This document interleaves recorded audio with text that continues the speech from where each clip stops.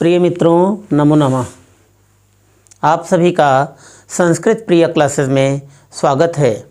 मित्रों, अभी तक हम सभी ने संस्कृत अनुवाद की प्रक्रिया में गम धातु यानी गम बराबर जाना, लंग लकार भूतकाल के अनुवादों में सबसे पहले हमने तद बराबर वह पुल्लिंग और स्त्रीलिंग के अनुवादों को सीखा। अब आइए हम सभी अकारांत पुल्लिंग के अनुवाद को सीखते हैं। अकारांत पुल्लिंग।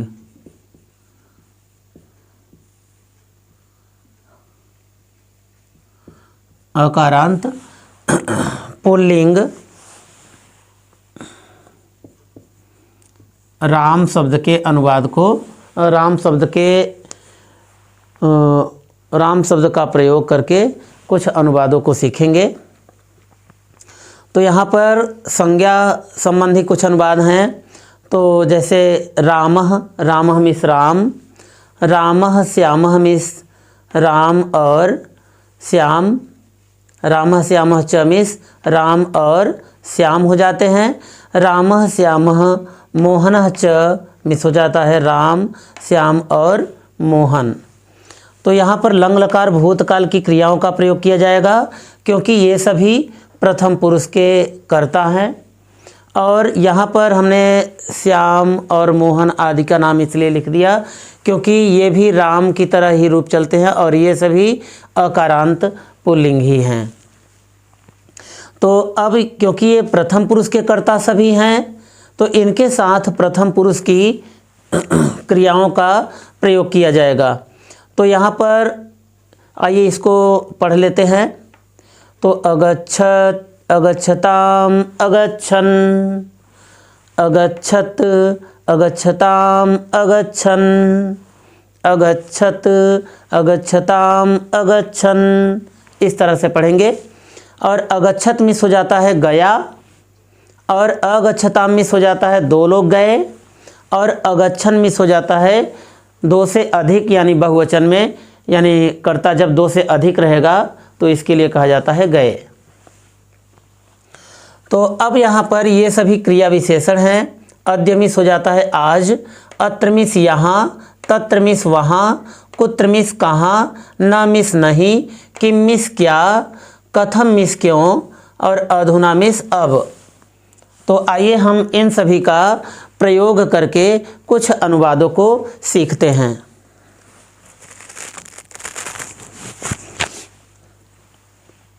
तो यथा मिस होता है जैसे,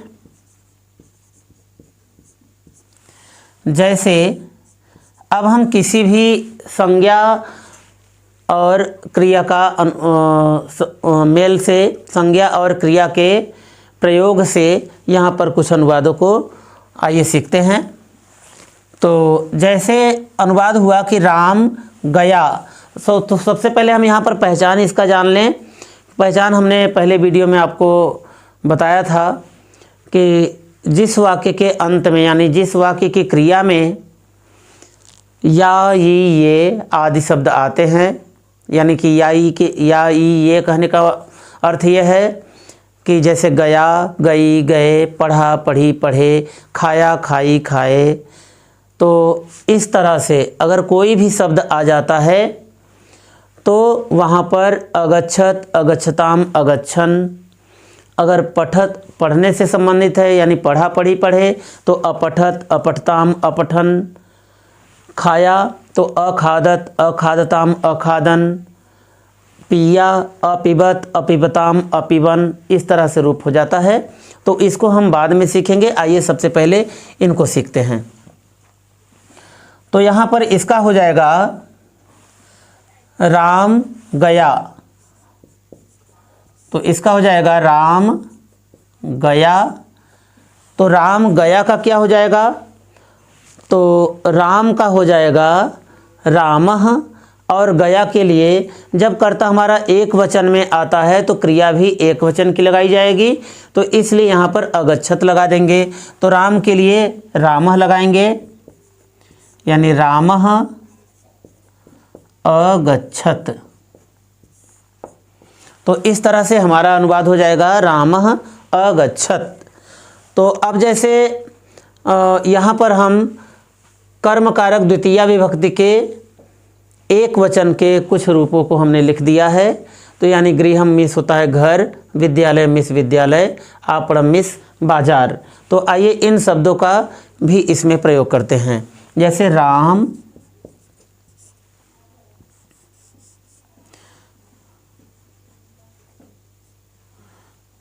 घर गया, जैसे अनुवाद हुआ कि राम घर गया। तो जैसे राम घर गया, अब इसका अनुवाद क्या हो जाएगा? तो राम शब्द का अनुवाद हो जाएगा रामः। तो यहाँ पर लिख देंगे रामः। और घर शब्द का क्या हो जाएगा? तो घर शब्द का मीनिंग हो जाएगा गृहम। तो यहाँ से हम ले लेंगे गृहम। तो इस तरह से गृहम हो गया। अब गया के लिए, क्योंकि कर्ता हमारा पुल्लिंग का है और ये कर्ता हमारा प्रथम पुरुष का है और यह पुल्लिंग में है, तो यहाँ पर क्योंकि कर्ता हमारा प्रथम पुरुष एक वचन में है, इसलिए कर्ता के साथ में परस्मैपदी क्रिया में अब यहाँ पर एक वचन की क्रिया का प्रयोग किया जाता है। तो यहाँ पर आएगा अगच्छत्। तो यहाँ पर हम लिख देंगे अगच्छत्।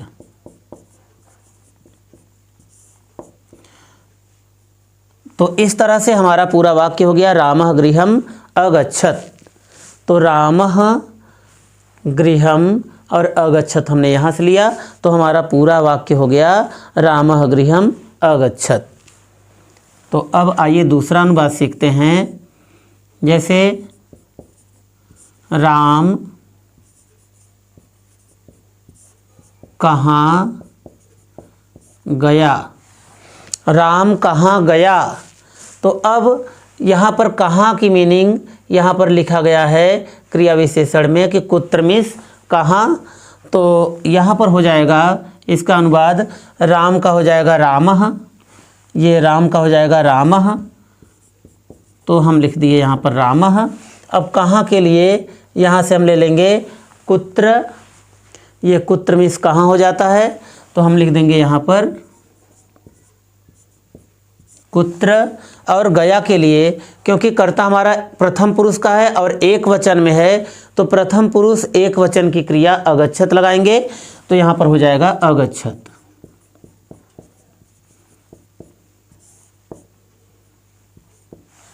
तो इस तरह से, क्योंकि वाक्य हमारा प्रश्नवाचक चिन्ह प्रश्नवाचक है, तो यहाँ पर प्रश्नवाचक चिन्ह का भी प्रयोग कर देते हैं। आइए दूसरा अनुवाद सीखते हैं। दूसरे अनुवाद में जैसे राम विद्यालय गया,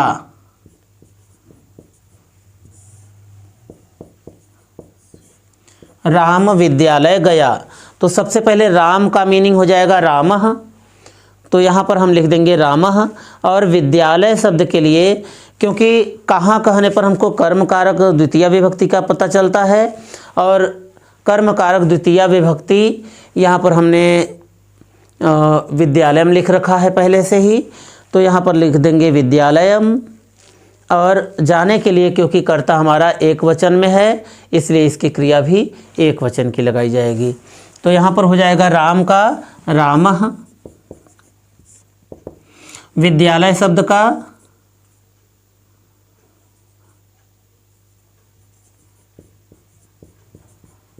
विद्यालयम। और क्योंकि कर्ता हमारा एक वचन में है और ये प्रथम पुरुष का कर्ता है, इसलिए प्रथम पुरुष एक वचन की क्रिया यहाँ पर लगाएंगे अगच्छत्।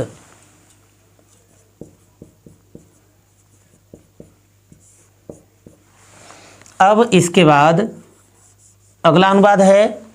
जैसे राम बाजार गया, राम बाजार गया। तो अब इसका क्या हो जाएगा? तो राम का हो जाएगा रामः। तो सबसे पहले हम रामः लिख देंगे।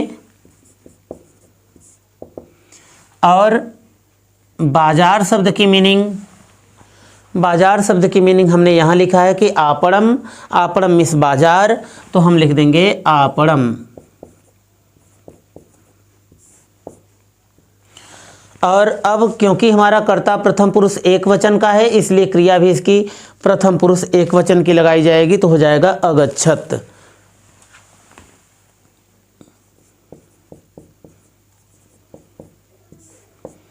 तो इस तरह से हमारा यह वाक्य पूरा हो गया। रामः आपणम अगच्छत। क्या हो गया?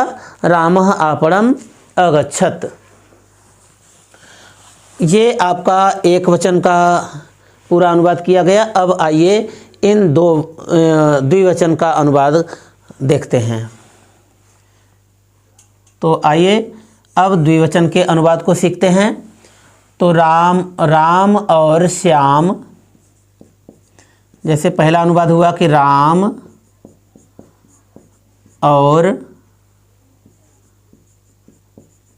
श्याम गए। राम और श्याम गए। तो अब यहाँ पर राम और श्याम का मीनिंग क्या हो जाएगा? रामः श्यामः च। क्योंकि यहाँ पर एक अनुवाद का नियम लग जाता है कि जब प्रथम पुरुष के दो कर्ता इस और शब्द के साथ जुड़े हों तो इस और शब्द की मीनिंग को हम बाद में लिखते हैं, यानी इस च को बाद में लिखते हैं। तो यहाँ पर हो जाएगा राम शब्द का हो जाएगा रामः, और इस और शब्द का मीनिंग बाद में लिखेंगे, श्याम का हो जाएगा श्यामः। तो रामः श्यामः च। अब यहाँ पर गए शब्द का क्या हो जाएगा? क्योंकि कर्ता यहाँ पर हमारा प्रथम पुरुष द्विवचन का है, रामः श्यामः, यानी दो लोग जा रहे हैं, दो लोग गए हैं, तो अब इसके लिए द्विवचन की क्रिया का प्रयोग होगा अगच्छताम।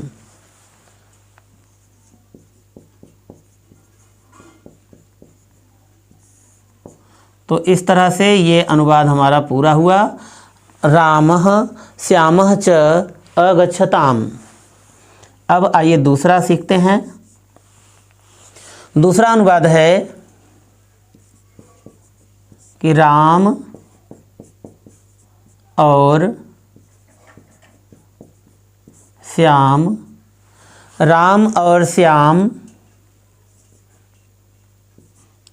घर गए। राम और श्याम घर गए। तो इसका क्या हो जाएगा? राम और श्याम का हो जाएगा रामः श्यामः च। तो हम यहाँ से लिख देंगे रामः श्यामः च। अब घर शब्द का क्या हो जाएगा? जब हम यहाँ पर इस क्रिया से, मुख्य क्रिया से जब हम यह प्रश्न करते हैं कि कहाँ गए, तो यह हमको कहाँ कहने पर कर्म कारक मिलता है, और कर्म कारक में द्वितीया विभक्ति होती है। तो द्वितीया विभक्ति एक वचन में यहाँ पर हमने लिख दिया गृहम। तो यहाँ पर हो जाएगा घर की मीनिंग गृहम। तो यहाँ पर हमने गृहम लिख दिया। अब गए का क्या हो जाएगा? क्योंकि कर्ता हमारा द्विवचन में है, इसलिए क्रिया भी इसकी द्विवचन की लगाएंगे। तो यहाँ पर अगच्छताम लिखा है, इसलिए हम यहाँ पर अगच्छताम लिख देंगे।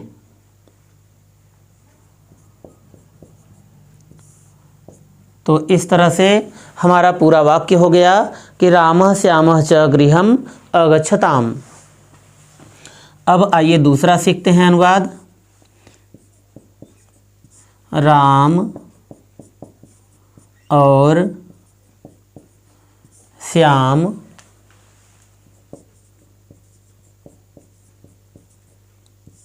विद्यालय गए। तो अब यहाँ पर हो जाएगा राम और श्याम विद्यालय गए। तो इसका हो जाएगा रामः श्यामः च। विद्यालय का हो जाएगा, यहाँ से हमने लिया विद्यालयम।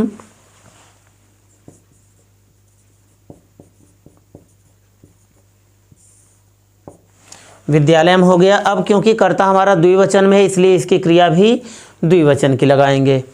तो यहाँ पर लिखा है अगच्छताम, इसलिए हम यहाँ पर भी अगच्छताम लिख देंगे।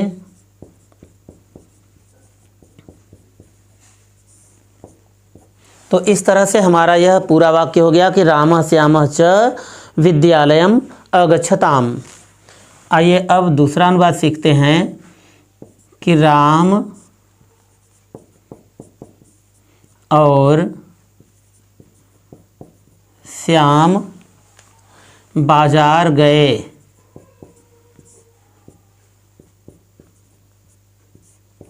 राम और श्याम बाजार गए, तो इसका क्या हो जाएगा, राम और श्याम का हो जाएगा रामः श्यामः च। तो यहाँ से हम लिख देंगे रामः श्यामः च। अब इस बाजार शब्द की मीनिंग यहाँ पर हमने लिखा है कि आपणम मिस होता है बाजार, तो अब यहाँ पर हम लिख देंगे आपणम। तो इस तरह से हो गया रामः श्यामः च आपणम। अब क्योंकि कर्ता हमारा द्विवचन का है और ये प्रथम पुरुष द्विवचन का कर्ता होने के कारण क्रिया भी प्रथम पुरुष द्विवचन की लगाएंगे, तो यहाँ पर हो जाएगा अगच्छताम। तो यहाँ पर लिख देंगे अगच्छताम।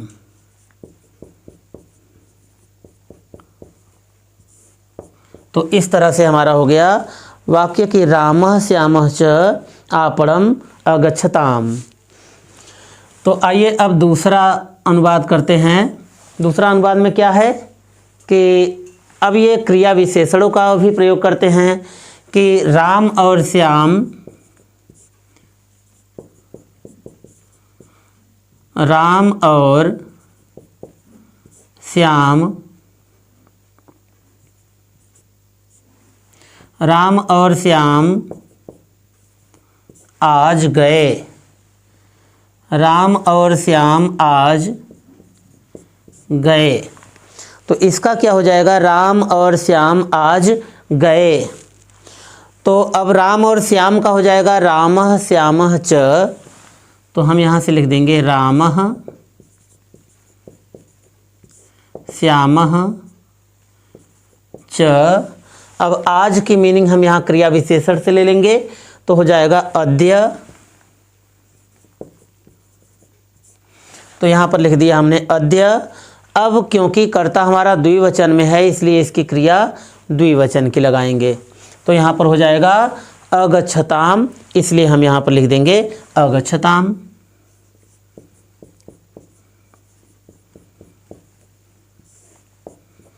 तो इस तरह से हमारा कंप्लीट वाक्य हो गया रामः श्यामः च अद्य अगच्छताम, यानी कि राम और श्याम आज गए। तो अब आइए हम सभी इस बहुवचन के अनुवादों का प्रयोग करते हैं कि ये बहुवचन का अनुवाद किस तरह से किया जाएगा। तो जैसे पहला अनुवाद है राम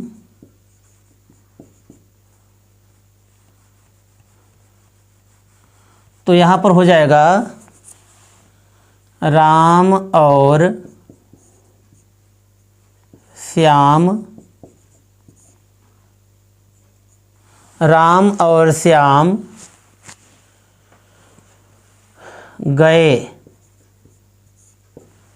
राम बहुवचन का करना था हमको, तो यहाँ पर हो जाएगा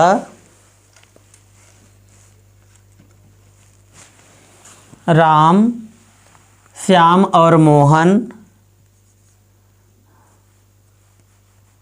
तो यहाँ पर हो जाएगा राम, श्याम और मोहन गए। तो राम, श्याम और मोहन गए, तो इसका क्या हो जाएगा, तो राम, श्याम और मोहन, क्योंकि यहाँ पर भी प्रथम पुरुष के दो कर्ता इस और शब्द के साथ जुड़े हैं, तो इस और शब्द के साथ जुड़े हैं, तो इसकी इस और शब्द की मीनिंग को हम बाद में लिखते हैं, जैसा कि यहाँ पर लिखा गया है रामः श्यामः मोहनः च। तो अब हम यहाँ पर राम का लिख देंगे रामः, श्याम का लिख देंगे श्यामः, और इस और शब्द का मीनिंग हो जाएगा च।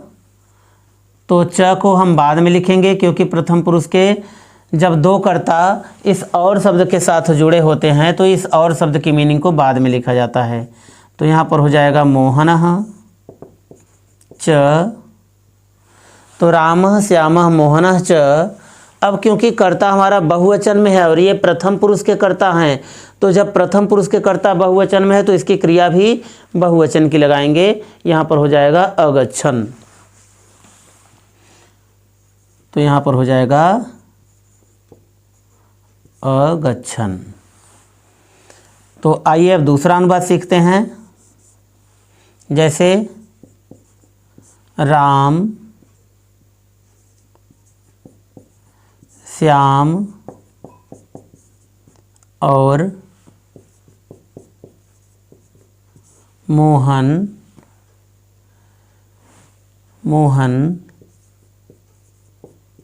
वहाँ गए। राम श्याम और मोहन वहाँ गए, तो इसका क्या हो जाएगा? तो राम श्याम और मोहन का हो जाएगा रामः श्यामः मोहनः च। तो यहाँ पर हम लिखेंगे रामः श्यामः मोहन का हो जाएगा मोहनः च। अब इस वहाँ की मीनिंग यहाँ पर लिखा गया है तत्र। तत्र मीन्स वहाँ, तो हम लिख देंगे तत्र। और गए का क्या हो जाएगा? तो क्योंकि कर्ता हमारा बहुवचन में, इसलिए क्रिया भी बहुवचन की लगाएंगे अगच्छन्।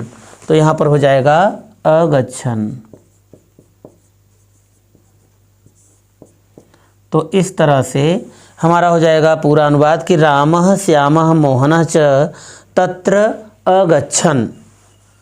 आइए दूसरा अनुवाद सीखते हैं। तो अब हम इसके बाद दूसरे क्रिया विशेषण का प्रयोग करते हैं। ये नहीं का करते हैं। तो राम श्याम और मोहन नहीं गए।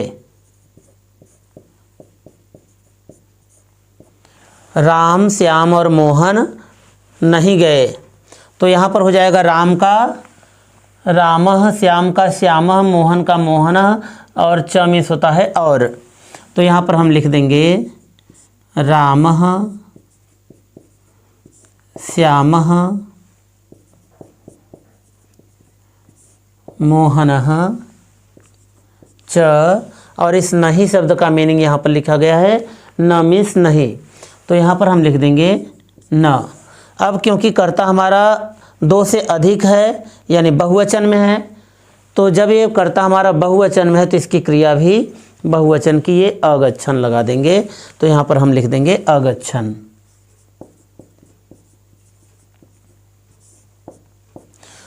तो इस तरह से हमारा पूरा वाक्य हो गया रामः श्यामः मोहनः च न अगच्छन्।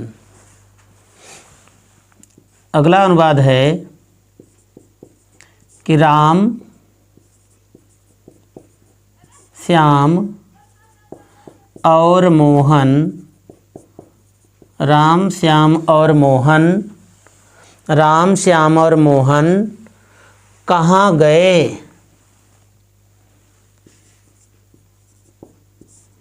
कहाँ गए? तो इसका क्या हो जाएगा? राम श्याम और मोहन का हो जाएगा रामः श्यामः मोहनः च। तो हम यहाँ पर लिख देंगे रामः श्यामः मोहनः च।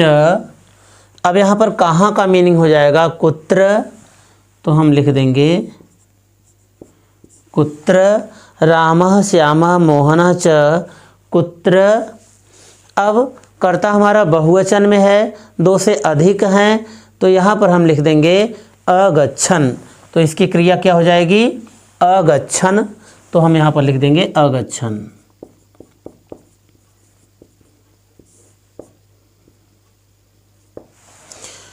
तो इस तरह से हमारा वाक्य कंप्लीट हो गया। रामः श्यामः मोहनः च कुत्र अगच्छन्। आइए दूसरा अनुवाद सीखते हैं। दूसरे अनुवाद में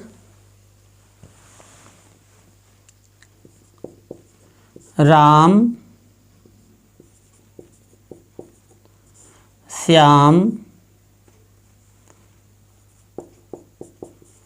और मोहन घर गए। तो इस तरह से हम लिख दिए राम श्याम और मोहन घर गए। तो अब यहाँ पर आप करेंगे राम का रामः और श्याम का श्यामः, मोहन का मोहनः। इस और शब्द का मीनिंग यहाँ पर च लिख देंगे और घर का हम लिख देंगे गृहम।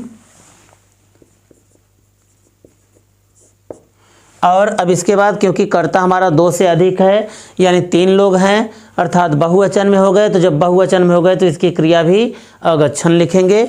तो यहाँ पर हो जाएगा अगच्छन।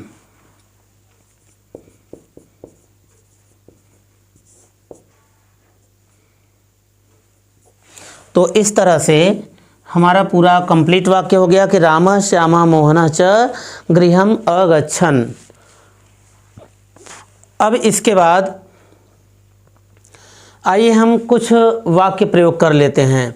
जैसे आपके एग्ज़ाम में यानी यूपी बोर्ड क्लास 10th के एग्ज़ाम में आएगा कि अंतिम प्रश्न आएगा मित्रों ये कि ऐसे क्रिया विशेषण आपको दिया रहेगा कि अद्य तत्र अत्र अत्र तत्र कुत्र न किम कथम अधुना, इसमें से कोई भी एक दे सकता है या कोई एक नहीं, मतलब कि यहाँ पर कम से कम 6 7 8 देगा।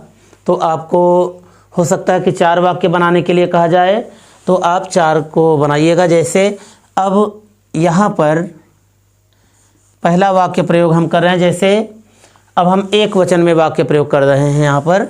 तो एक वचन में आ गया जैसे रामः। अब यहाँ से अद्य हम ले लेंगे, रामः अद्य अगच्छत्।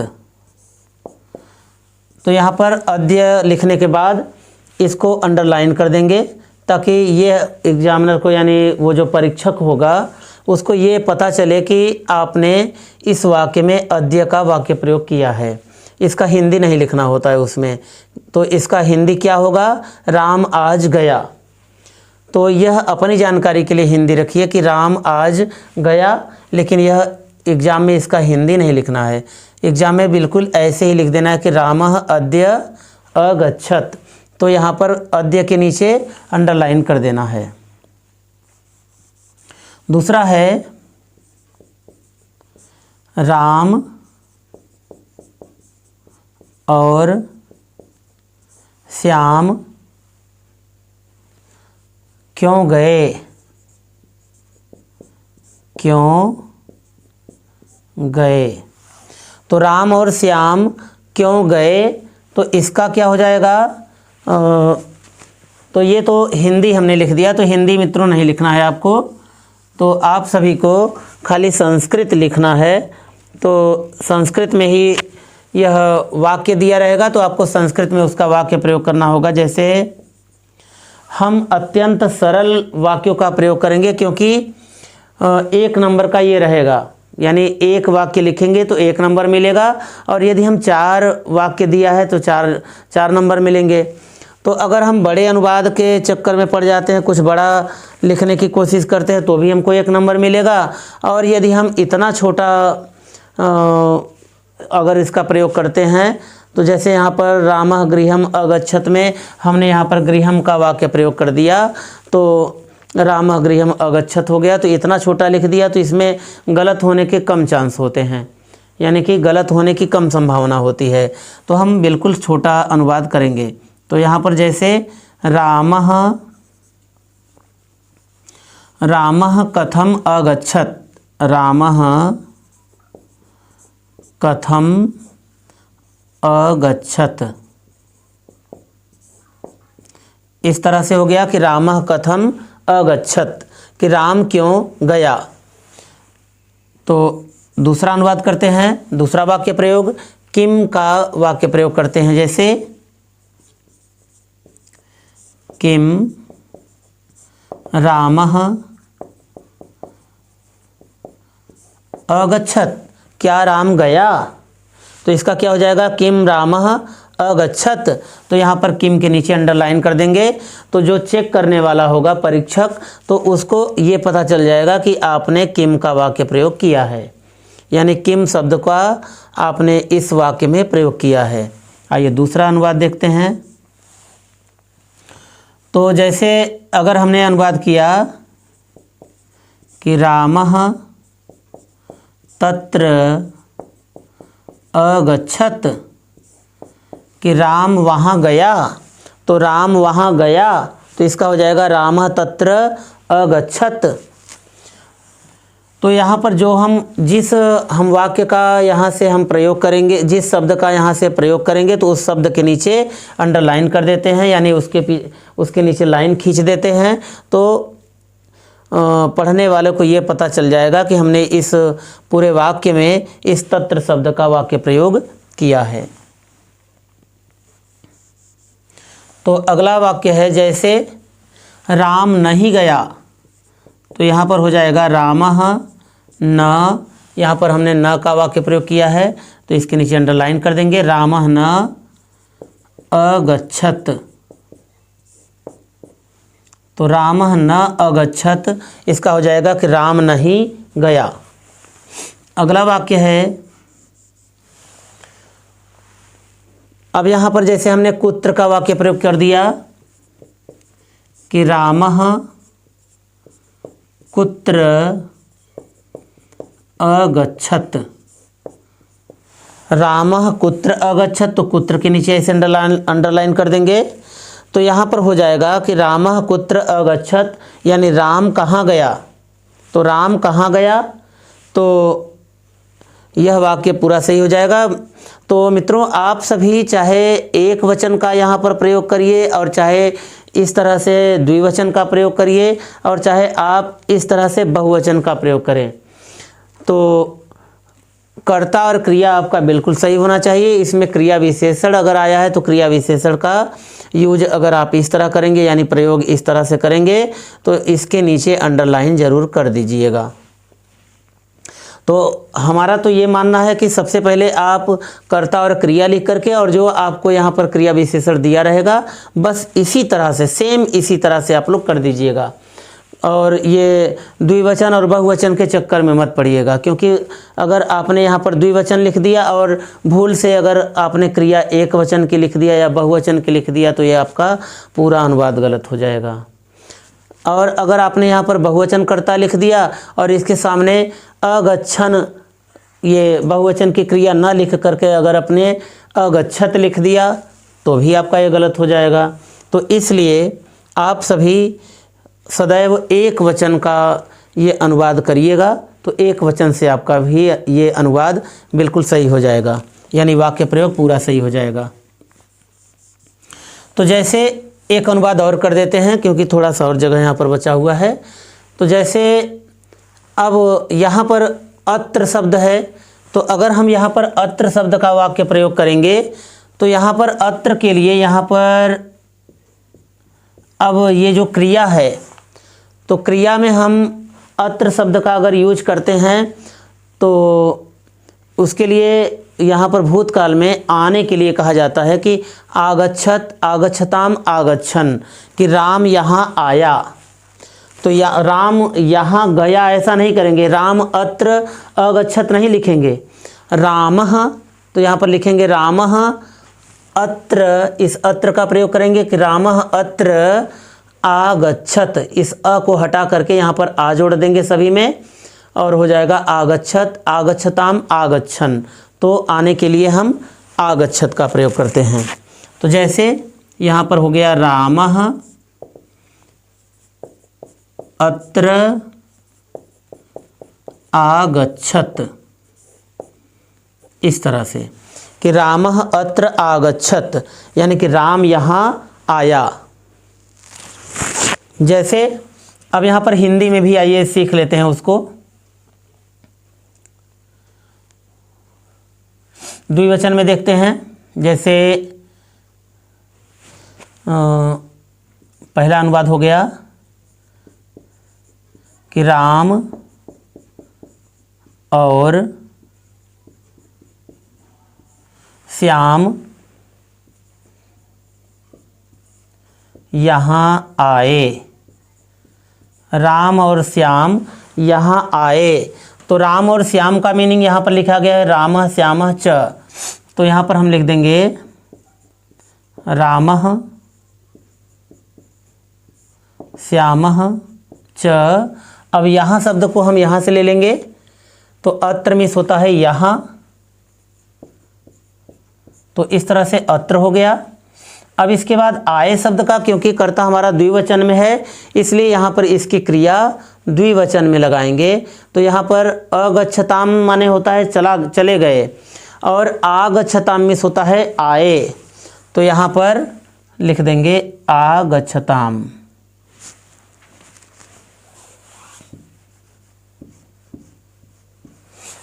तो यहाँ पर हो जाएगा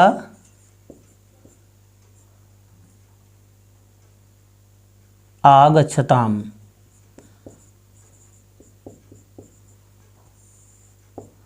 इस तरह से हो जाएगा आगच्छताम। तो अब हम आइए एक वाक्य बहुवचन का भी प्रयोग कर लेते हैं अत्र के साथ में। जैसे यहाँ पर हम इसको लिख दे रहे हैं, जैसे राम श्याम और मोहन। राम श्याम और मोहन यहाँ आए। तो इसका हो जाएगा राम श्याम और मोहन यहाँ आए। तो इसका हो जाएगा रामः श्यामः मोहनः च। रामः श्यामः मोहनः च। अब यहाँ से हम ले लेंगे अत्र मिस होता है यहाँ, तो अत्र को अब हम यहाँ पर लिखेंगे अत्र। अब क्योंकि राम श्याम और मोहन ये बहुवचन के कर्ता हैं तो यहाँ पर बहुवचन के कर्ता के साथ हम बहुवचन की क्रिया लगाएंगे, लेकिन आने के लिए हम इस आंग उपसर्ग का प्रयोग करेंगे। तो यहाँ पर हो जाएगा आगच्छन।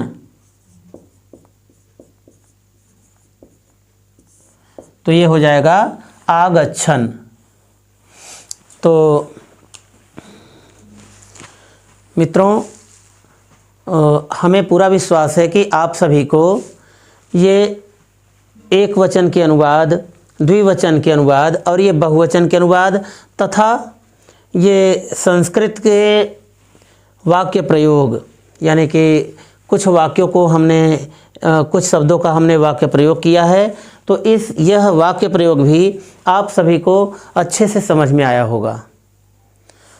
धन्यवाद।